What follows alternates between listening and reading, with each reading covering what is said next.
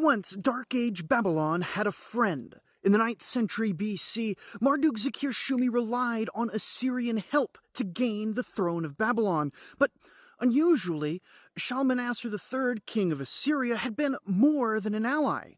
He had been a friend.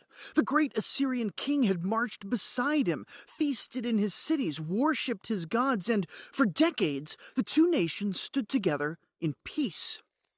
Then Shalmaneser died, and his son Shamshi-Adad V inherited a broken kingdom, torn apart by rebellion.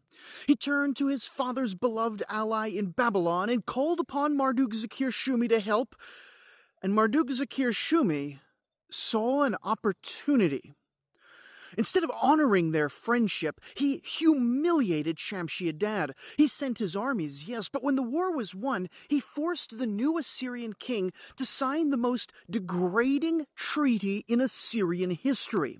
No royal titles, no dignity, no respect. Shamshi-Adad wasn't even allowed to address Marduk-Zakir-Shumi directly. He had to report to a lesser Babylonian official like a servant.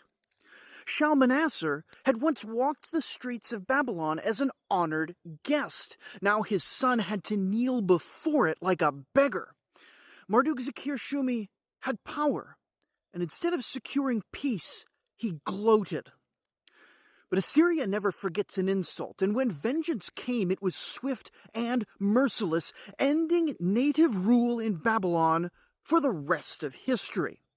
But in the end, Marduk-Zakir-Shumi's greatest mistake wasn't angering Assyria. It was forgetting what real kingship looked like.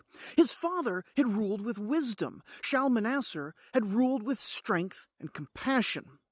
Marduk-Zakir-Shumi, he ruled with arrogance. Character matters, and Babylon fell to its king's sin, ever after remembered not as the land of Babylon, but as the land of the Chaldeans. For more on Dark Age Babylon and ancient history, check out the Oldest Stories podcast.